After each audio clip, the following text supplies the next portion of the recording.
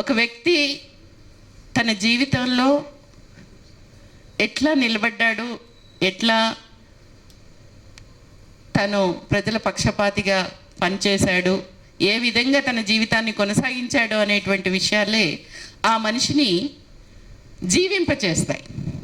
అట్లా జీవింపచేసినటువంటి వాళ్ళలో విద్యాభూషణ్ కూడా చాలా ప్రజల పట్ల, ప్రజాస్వామిక హక్కుల పట్ల తన బాధ్యతను గుర్తెరిగి తను పనిచేసినటువంటి వాడు. ట్రేడ్ యూనియన్ రంగంలో పనిచేశారు, ఒక జర్నలిస్టుగా పనిచేశారు, ఒక రచయితగా తన ఉద్యమంలో కూడా తన పాత్రని తాను కొనసాగిస్తూ వచ్చినటువంటి వారు విద్యాభూషణ్ గారు.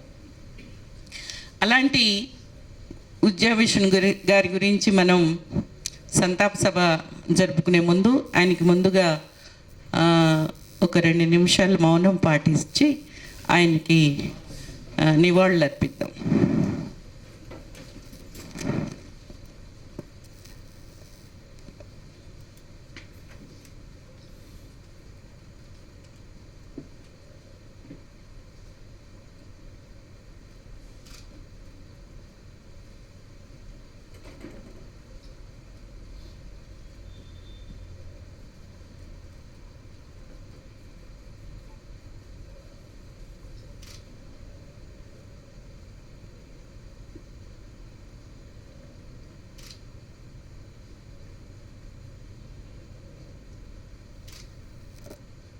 జోహార్ విద్యాభూషణ్ గారికి.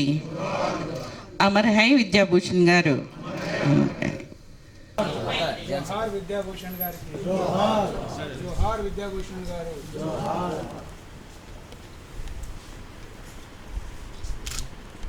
కామ్రేడ్ విద్యాభూషణ్. జోహార్ కామ్రేడ్ విద్యాభూషణ్. జోహార్ కామ్రేడ్ విద్యాభూషణ్.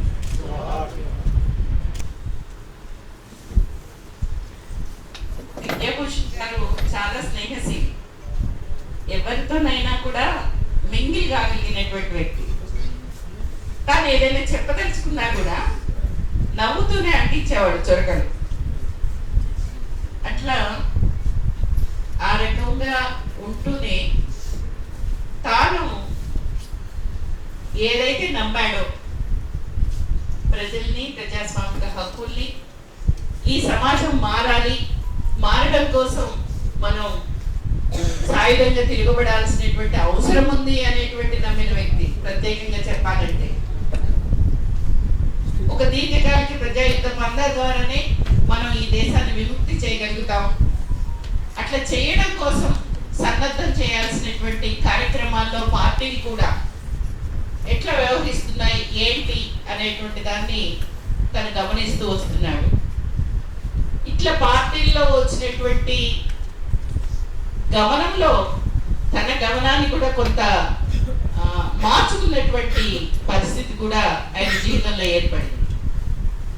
అలాంటి వ్యక్తి ఎప్పుడూ కూడా ఉద్యమాలతోనే ఉండాలనేటువంటి ఆకాంక్షించేటువంటి వ్యక్తి లేకపోవడం అనేటువంటిది మనకి చాలా నష్టదాయకమైనటువంటి విషయమే. విద్యాభూషణ్ గారి మరణం అనేది ఊహించనిది. ఈ కరోనా కంటే ముందు చాలా ఎక్కువ సార్లు కలిసి ప్రయాణం చేసిన సందర్భం ఉన్నది. 2000 కొంచెం ముందు నుంచి 2018 దాకా చాలాసార్లు విద్యాభూషణ్ గారితో మాట్లాడటం, చర్చించడం అనేక సందర్భాల్లో జరిగింది. నేను 2006 నుంచి 18 దాకా తిరుగుబాటు పత్రిక వర్కింగ్ ఎడిటర్గా పనిచేశా. దాని బాధ్యతలు చూసేవాడిని. ఆ సందర్భంలో పత్రికకు సంబంధించిన వ్యాసాలు కావాలి అంటే చాలామందిని అడిగే అవసరం ఉండేది. అంటే ఎవరెవరైతే సమాజం పట్ల బాధ్యతతో, రాజకీయ అంశాల నిశ్చిత దృష్టితో చూసేటటువంటి వాళ్ళని ఏరి కోరి అడిగి మరీ రాయించుకునేటటువంటి స్థితి ఆనాడు ఉండేది. అందుకని దాంట్లో ముఖ్యంగా నాకు పరిచయమైన దాంట్లో విద్యాభూషణ్ గారు చాలా స్ఫురద్రూపి. అసలు మనిషి చూస్తుంటే అట్లా గంభీరంగా కనపడి చాలా ఆనందంగా అనిపించేది మనిషిని చూస్తేనే. అసలు ఈ మనిషి మాట్లాడొచ్చా లేదా అని మొదట్లో అనిపించేది, కానీ కదిలిస్తే చాలా మాట్లాడేవాడు. చాలా గంటలు మాట్లాడుకున్నాం, రాజకీయాలు మాట్లాడాం, సాహిత్యం మాట్లాడాం, అనేక విషయాల పట్ల అంటే ఆయన వాస్తవంగా ఇప్పుడు మన వాళ్ళు చెప్పినట్టుగా మొదట్లో విప్లవ కార్యకర్తగా కొనసాగినటువంటి విద్యాభూషణ్ గారు నాకు చివరిదాకా కనబడింది ఏమిటంటే ఆయన విప్లవ కార్యకర్తగానే కనబడ్డాడు. అంటే ఆయన రాసే రాత జర్నలిస్ట్గా లేకపోతే ఒక విశ్లేషకుడుగా రాసిన రాతల్లాగా లేదు. ఈరోజు మేము ఎవరైతే ఆర్గనైజర్లుగా పత్రికల్లో రాసే వ్యాసాలు ఉంటాయో అంటే పేదల పట్ల ఉండే కాన్సెప్ట్ ఏదైతే ఉంటుందో, అట్టడుగు వర్గాల ప్రజలకు జరుగుతున్నటువంటి అన్యాయం ఏదైతే ఉంటుందో, ఇవన్నీ కూడా అనుక్షణం మనకు కనబడుతున్నాయి. ఎందుకంటే ప్రాక్టీస్లో ఉంటాం, ఆచరణలో ఉంటాం కాబట్టి ఆ కనబడే విషయాన్ని ఎట్లా పాఠకులకి ప్రజలకి అందించాలనే ఒక కాంక్ష మనకి ఏదైతే ఉంటుందో, సరిగ్గా విద్యాభూషణ్ గారు చివరి కంట అంటే నిజంగా నాకు తెలియదు విప్లవకారు నుంచి మళ్ళీ జర్నలిస్ట్గా రావడం అనే ఒక ఎపిసోడ్ నాకు తెలియదు, కానీ ప్రతి సందర్భంలో విప్లవకారుడిగా విప్లవ కార్యకర్తగానే నాకు విద్యాభూషణ్ గారు కనిపించారు అనేటువంటిది నేను ఈ సందర్భంగా మీ దృష్టికి తీసుకొస్తున్నా. అప్పుడు రాయటం అంటే రాసి ఇప్పటిలాగా వాట్సాప్ పెట్టినా మెయిల్ పెట్టినా అనేది కాదు. రాస్తే వారన్నా మా దగ్గరికి రావాలి, మనమన్నా వాళ్ళ దగ్గరికి పోవాలి. ఇది కూడా పెద్ద ఎపిసోడే ఆ కాలంలో. అంటే వ్యాసం రాయటం అనేది ఒక పని అయితే, తీసుకురావడం అనేటువంటి ఒక పని కూడా, దాన్ని కూడా చాలా నిబద్ధతగా మీరు వస్తారా, నన్ను రమ్మంటారా అని చెప్పి పత్రికకు అందించే, అంటే తిరుగుబాటుకు కావచ్చు, నేను అనేది ఆఫీస్లోనే ఉంటాం కాబట్టి మాతృక, ప్రజాపంత, న్యూ డెమోక్రసీ ఇట్లా అనేక పత్రికలకి తను అడగగానే రాయటం అనేటువంటిది చాలా పెద్ద విషయంగా ఈరోజు అట్లాంటి వాళ్ళు అట్లా రాసే మనుషులు అనేటువంటిది చాలా కొరబడుతున్న సందర్భం. ఎందుకంటే సమాజంలో ఉండే విశ్లేషకులు రాయటం అనేటువంటిది పాఠకులకి కానీ ప్రజలకి కానీ కొంత దగ్గరగా ఉండే వెళ్ళే అవకాశం ఉంటుంది. పత్రికని రాసే ఒక ఆర్గనైజేషన్లో చాలామంది రాసేవాళ్ళు ఉంటారు, చాలామంది రాస్తారు కూడా, కానీ దానికంటే బయట నుంచి రాసేటటువంటి ఇంటలెక్చువల్స్ లేదా జర్నలిస్టులు లేదా ప్రజల పాత్రలు ఎవరైతే ఉంటారో వాళ్ళందరూ రాయటం వల్ల దాన్ని సాధికారతకు చేకూర్చడానికి ఎక్కువగా అవకాశం ఉండేటటువంటి అవకాశం ఉంటుంది. కాబట్టి విద్యాభూషణ్ లాంటి వాళ్ళు గారు లాంటి వాళ్ళు అసలు రాయటం అనేది అంటే ఇప్పుడు మనకేమి అనిపిస్తుంటే, ఇప్పుడు పుస్తకం చూస్తే దీంట్లో ఆ వ్యాసం ఉంది ఈ వ్యాసం ఉందని మనం అనుకుంటాం, కానీ ఆయా సందర్భాల్లో వచ్చేటటువంటి అంశాలని వాటిని శాస్త్రీయంగా విశ్లేషించుకొని రాయాలి. ఈరోజు నగదు రద్దు అనేటువంటి ఒక అంశం ఉంది. ఈ నగదు రద్దు అనేటటువంటిది ఇది సమాజానికి ఏ మేరకు నష్టకరమైంది, ఇది ఎంత ఉపయోగకరమైంది, అసలు ఉపయోగకరమా నష్టకరమేనా, ఈ అంశాలని మనము ఊరికట్లా మాట్లాడి పట్టడం కాదు, దాన్ని శాస్త్రీయంగా ఆలోచించి పరిశోధించి రాసి పాఠకులకు అందించడం అనేటటువంటిది ఆనాడు ఉండేటటువంటి ఆయన మేధస్సుకు సంబంధించిన విషయం. అట్లా మన విద్యాభూషణ్ గారు చాలా విషయాలు, వ్యంగ్యం కావచ్చు, సామెతలు కావచ్చు, ఆయన రాసే రాతల్లో చాలా చాలా స్పష్టంగా కనబడేది. అంటే ఇప్పుడు పేదరికం చాలా పెరుగుతుంది అనే దానికి పురోగమిస్తున్న పేదరికం అంటే దాంట్లో ఎంత వ్యంగ్యం కనబడుతుందో చూడండి. అంటే చెప్పటంలోనే పురోగమిస్తున్న పేదరికం అనేటువంటి మాటని ఆయన మాట్లాడటం అనేటువంటిది. అంతేకాదు విద్యకు సంబంధించి అసలు ఇన్ని దశాబ్దాల తర్వాత కూడా ఇంత విద్యా చట్టం వచ్చిన తర్వాత, హక్కు చట్టం వచ్చిన తర్వాత కూడా ఇది విద్య అందరికీ ఎందుకు అందలేకపోతుంది, అందించకపోవడానికి కారణం ఏంటి, నిజంగా రీసోర్సెసా లేక పాలక వర్గాల యొక్క దృష్ట్యా ఏమిటి, అసలు ఇన్ని కమిషన్లు వేశారు, ఇన్ని రకాలైనటువంటివి అన్ని నివేదికలు ఇచ్చారు, అయినప్పటికీ కూడా ఈనాటికి కూడా భారతదేశం లాంటి ఇంత పెద్ద దేశంలో విద్యను అందించలేనటువంటి దుస్థితి ఎందుకు ఉంది అనేటువంటి తపన తన రాతల్లో చాలా స్పష్టంగా మనకు కనపడతా ఉన్నది. ఇట్లా ప్రతి విషయం, ఏ విషయాన్నైనా తీసుకోండి మీరు, మీడియా అంటాం కానీ మీడియా విషయం కూడా తాను ఒక హీరోయిన్లు ఏదో డ్రగ్స్లో పట్టుబట్టారు అనేటువంటి విషయాన్ని చక్రాలు తిప్పి తిప్పి తిప్పి వారాల తరబడి మీరు రాస్తున్నారు లేదా చూయిస్తున్నారు కదా. కింద అట్టడుగున వర్గాల ఉండేటటువంటి ప్రజల యొక్క దీన స్థితిని, ఆకలి చావుల్ని, రైతాంగ ఆత్మహత్యల్ని మీరు ఎందుకు చూయించలేకపోతున్నారు అనేటువంటిది మీడియా మీద విమర్శగా రాయటం అనేటువంటిది సాహసోపేతంగా. అంటే ఇట్లా ప్రతి విషయంలో కూడా విద్యాభూషణ్ గారు చాలా మంచి ఆవిష్కరణలు చేశారనేటువంటిది మనం ఈ సందర్భంగా అర్థం చేసుకోవచ్చు. ఒకటి అంటే చెప్పటము చేయటం అనేటువంటిదే కాదు, ఆజాదు విద్యాభూషణ్ గారి జీవితాన్ని మొత్తం ఆవిష్కరించారు.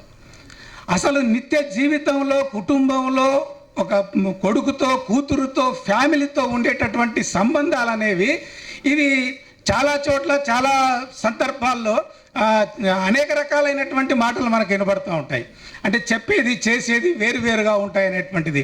కానీ తను చాలా ఓపెన్గా ఒక ప్రైవేటీకరణకు వ్యతిరేకంగా సమాజంలో ఒక ప్రభుత్వం ద్వారానే కొనసాగాలనేటువంటి కాంక్ష ఉన్న నేపథ్యంలో అసలు తన కొడుకుకు ఎంబీబీఎస్ సీట్ వస్తుందని తెలిసి కూడా దీన్ని కాదు, ఎట్టి పరిస్థితుల్లో చదవడానికి వీల్లేదనేటువంటిది అనడం అంటే ఎంతటి నిబద్ధత అనేది, ఇది నిజంగా హ్యాట్సప్ విద్యాభూషణ్ గారికి అనేది మనం చెప్పాల్సిన అవసరం ఉన్నది.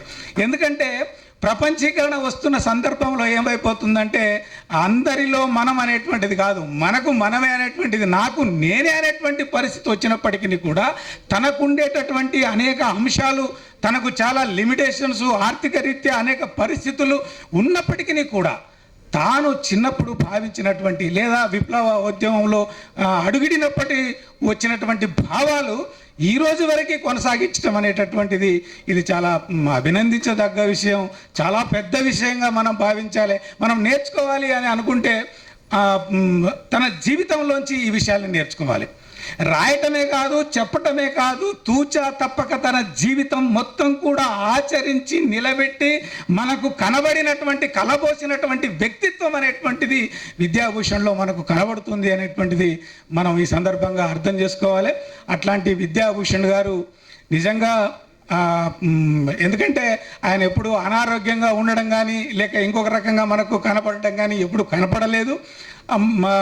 ఎప్పుడైనా అంటే మన వాళ్ళు చెప్పినట్టు కొంత డిస్టర్బ్ అయినప్పటికీ కూడా తాను సమాజం పట్ల ఉండేటటువంటి ఒక అవగాహనతో కొనసాగుతున్న మనిషి కాబట్టి ఇంకా తన యొక్క రాతలు అవన్నీ కూడా అవసరం ఉన్న నేపథ్యంలో, అందులో దట్టు ఇప్పుడు మతతత్వం అనేటువంటిది ఉన్మాద రూపంలో కొనసాగుతున్నటువంటి వేళ, ఫ్యాసిజంలోకి ప్రయాణిస్తున్నటువంటి సందర్భంలో మన వాళ్ళు చెప్పారు, సతీష్ చంద్ర గారు మిగతా వాళ్ళందరూ కూడా, అంటే అట్లా రాసే మనిషి అనేటువంటిది కరువైన నేపథ్యంలో ఇప్పుడు మనకి రాయటానికి అంత నిబద్ధతతో కూడినటువంటి మనుషులు లేనటువంటి స్థితిలో ఒక పక్కనేమో ఫ్యాసిజం అనేటటువంటిది, ఉన్మాదం అనేటటువంటిది మొత్తం అందరినీ కబళిస్తున్నటువంటి సందర్భంలో ఇట్లాంటి మేధావులు లాంటి వాళ్ళు, సమాజానికి అవసరమైనటువంటి వాళ్ళు, పేదలని ప్రేమించేటటువంటి వాళ్ళు, పేద పక్షపాతి కలిగినటువంటి వాళ్ళు, అట్లాంటి వాళ్ళలో ఒకడైనటువంటి విద్యాభూషణ్ గారు దూరం కావడం అనేటువంటిది చాలా బాధాకరం. వారికి విప్లవ జోహార్లు సిపిఎంఎల్ మాస్ లైన్ రాష్ట్ర కమిటీ తరఫున అందిస్తూ, అట్లాగే ఆజాద్కి స్పందనకి కూడా వారి కుటుంబానికి సానుభూతిని వ్యక్తం చేస్తూ జోహార్ విద్యాభూషణ్ గారికి. చివరగా ఆజాద్ చెప్పినటువంటి సంఘర్షణ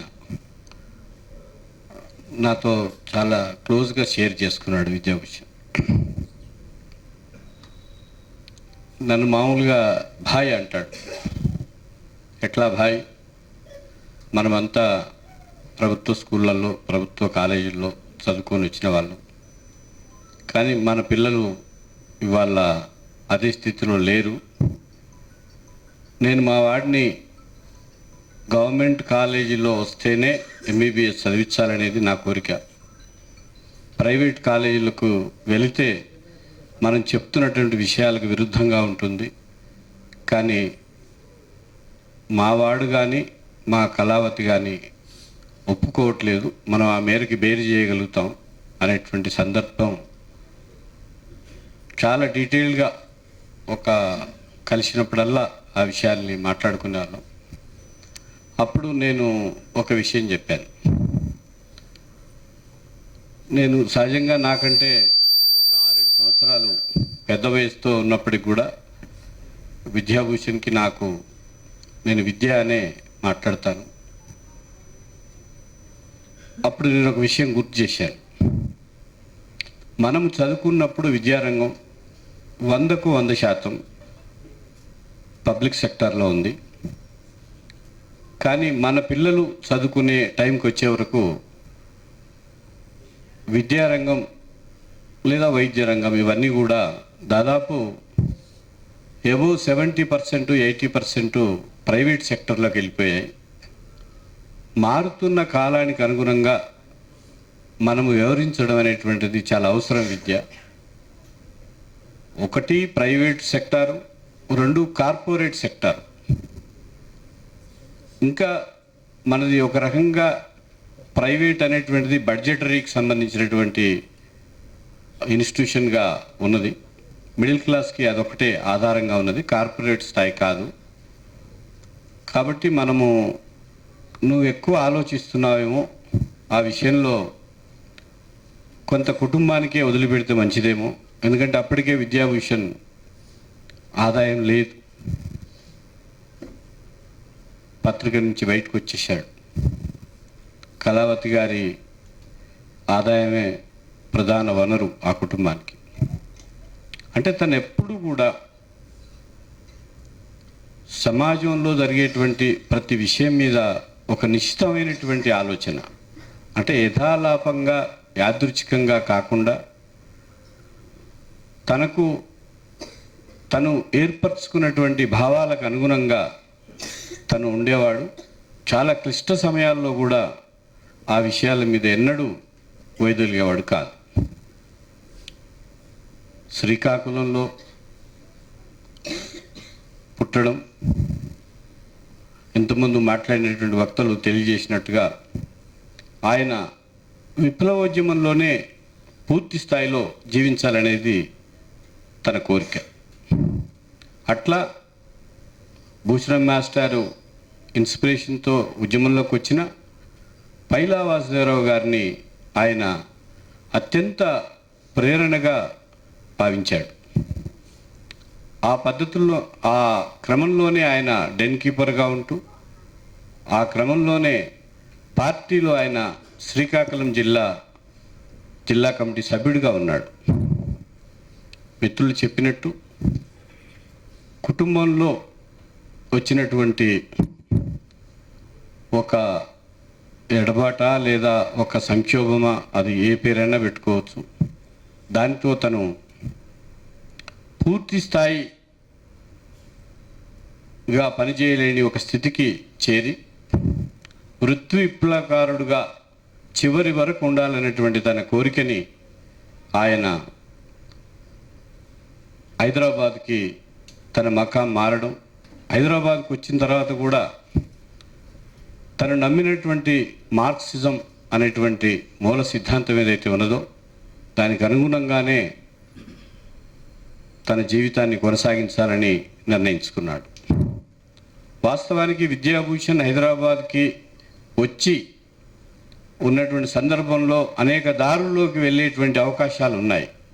కానీ ఆయన ఏ దారిని కూడా ఎంచుకోకుండా తను ఒక రచయితగా, ఒక పాత్రికేయుడుగా ఏమైనా సమాజానికి తన భావాల్ని, ఉద్యమానికి తోడుగా ఎట్లా ఉండగలుగుతామనే ఆలోచనతోటే పాత్రికేయ రంగాన్ని వృత్తిగా స్వీకరించినటువంటి సందర్భం. నేను ఆ జోలికి వెళ్ళాను.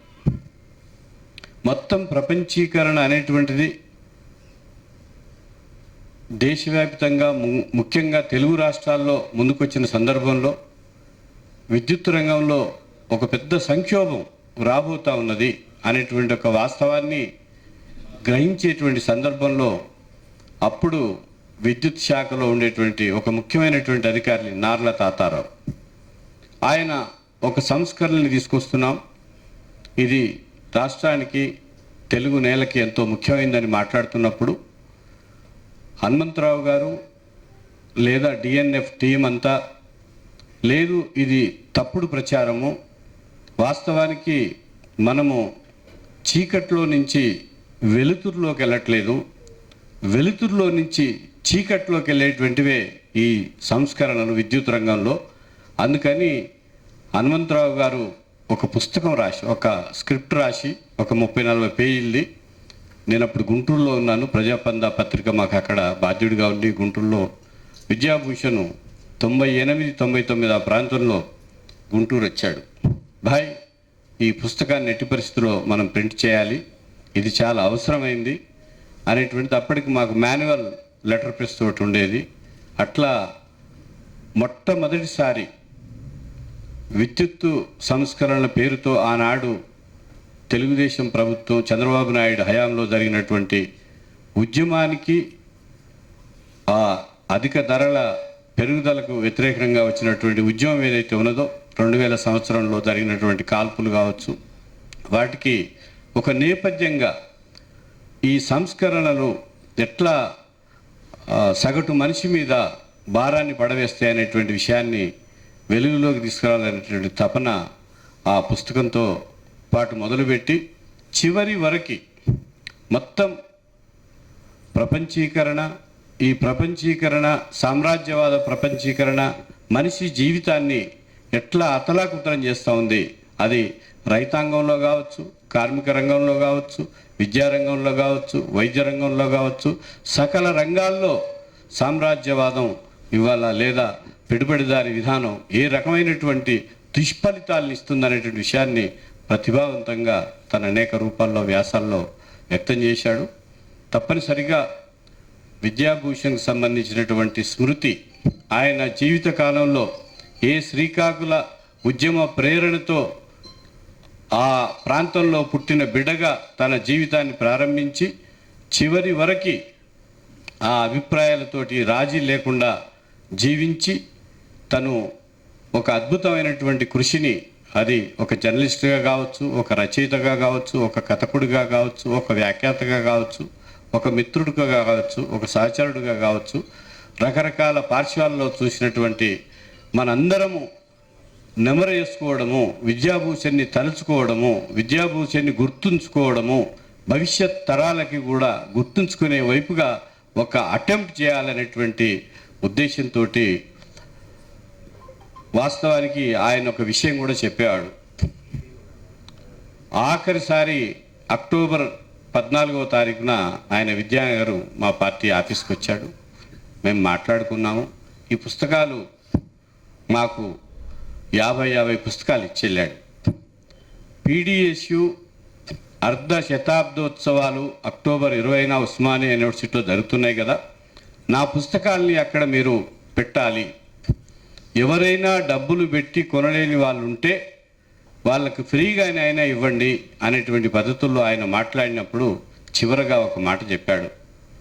భాయ్, ఈ చీలికలకు, ఈ అనైక్యతకి మీలాంటి వాళ్ళైనా లేదా నీలాంటి వాడైనా ఎక్కడో దగ్గర ఒక ముగింపు పలకాలి. మాలాంటి వాళ్ళవి ఏమి కావాలి?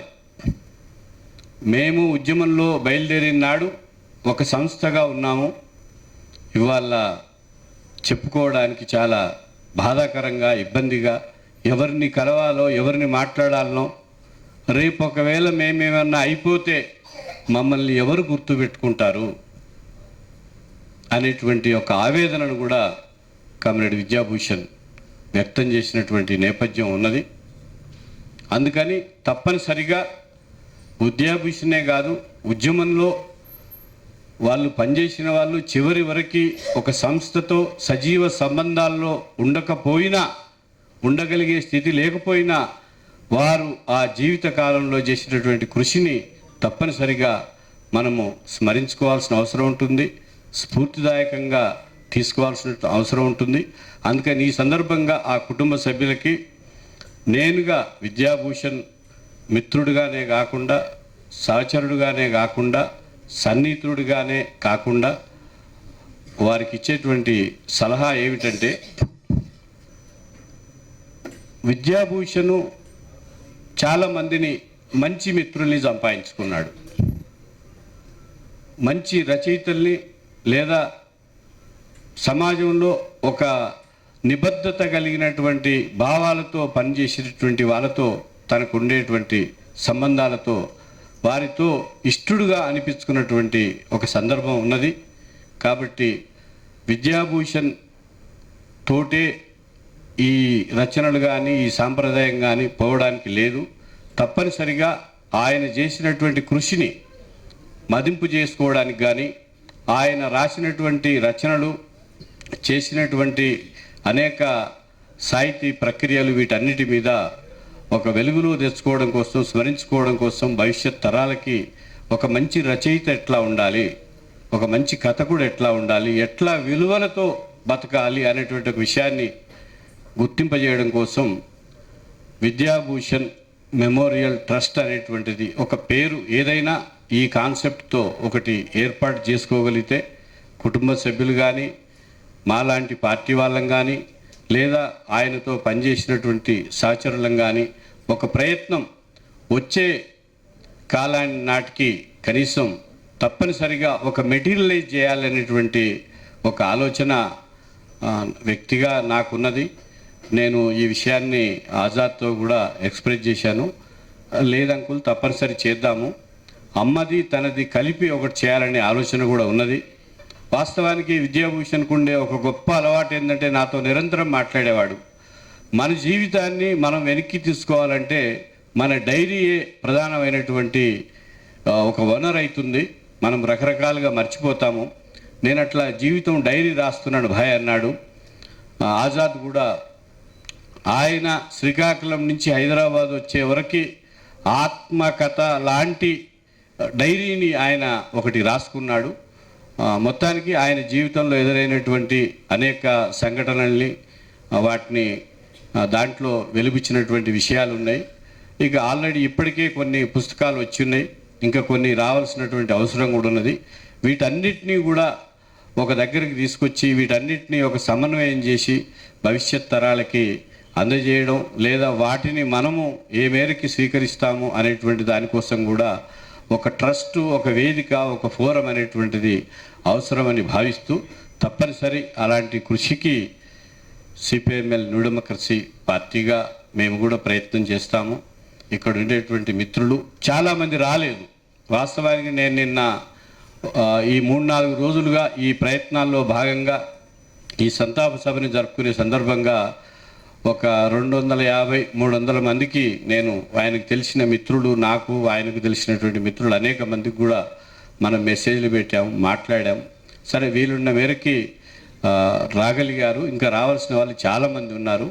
దీన్ని మరింత విస్తృతం చేసి తనని మనము చిరస్థాయిగా గుర్తుంచుకునే వైపుగా ఒక ఫోరం ఏర్పడాలని, ఆ ఏర్పాటులో పార్టీగా, వ్యక్తిగా నేను నా కృషిని కొనసాగిస్తానని.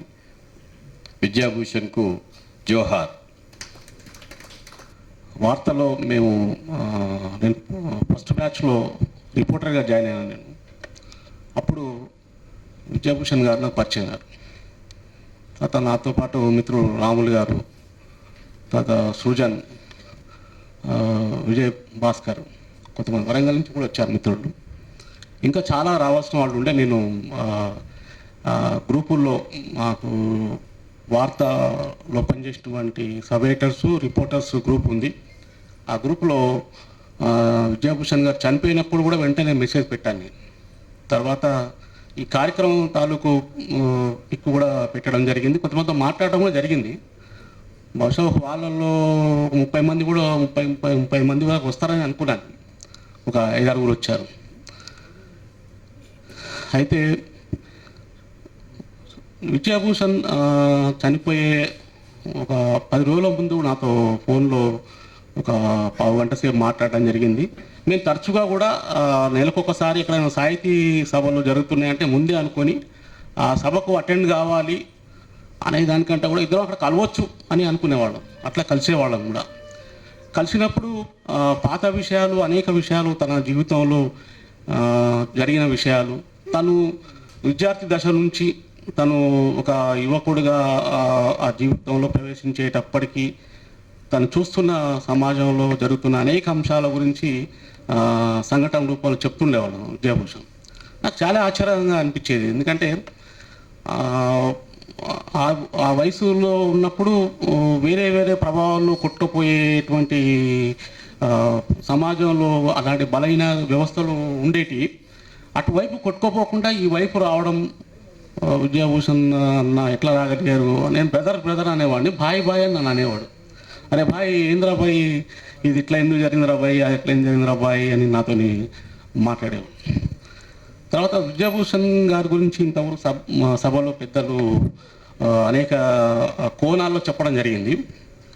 ఇంకా ఆయన ఇంకా లోతుగా చూడాలంటే కథల పుస్తకం పాదముద్రల్లో ప్రతి కథ తను అనుభవించిన సంఘటనలు, దృశ్యాలు కూడా ప్రతి కథ అందులో చాలా గంగురుపాటు కలిగించేటువంటిది, చాలా భయంకరంగా తను చెప్పినప్పుడు చాలా భయం వేసింది ఆ కథ. సత్యనారాయణ సింగ్ గారు ఇక్కడికి రావడం, తను ఆయనను తీసుకెళ్ళడము, తర్వాత అతను చనిపోవడం.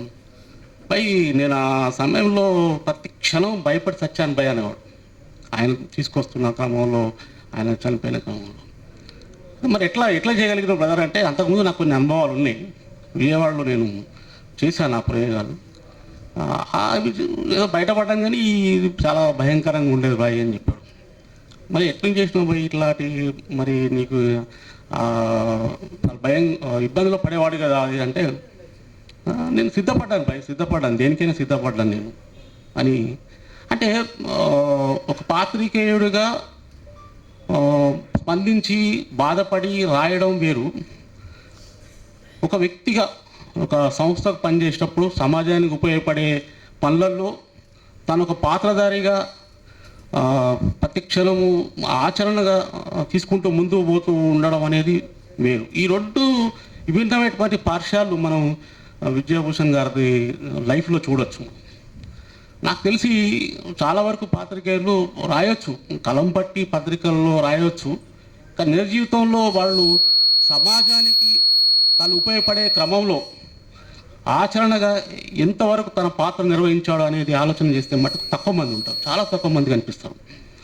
అదేవిధంగా లెఫ్ట్ ఆర్గనైజేషన్లో పనిచేసే వాళ్ళు కూడా వాళ్ళు మాట్లాడేటప్పుడు, వాళ్ళు సమూహాలుగా ఉన్నప్పుడు, ఉద్యమాలు చేసేటప్పుడు, ధర్నాలు చేసేటప్పుడు, వాళ్ళు ఉపన్యసించేటప్పుడు ఏ విధంగా ఉంటారో వాళ్ళ వ్యక్తిగత జీవితంలో ఆ మాదిరిగా ఉండకపోవడం కూడా నేను చూడడం జరిగింది. ఎందుకంటే నేను కూడా ఫస్ట్ ఈనాడులో, ఆ తర్వాత వార్తలు రావడం జరిగింది. అంతకుముందు ఆంధ్రభూమిలో చేశాను. అప్పుడు మా గురుగారు సత్యచందర్ గారు విజయవాడ ఎడిషన్లో ఉన్నారు.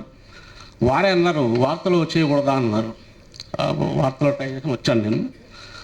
తర్వాత ఇందాక విద్యాభూషణ్ మన సత్యచంద్ర గారు చెప్పారు, విద్యాభూషణ్కి బాగా గురువులుగా ఉన్నవాళ్ళు హనుమంతరావు గారు, ఏపీ గారు, తర్వాత కాశీపతి గారు అని చెప్పారు.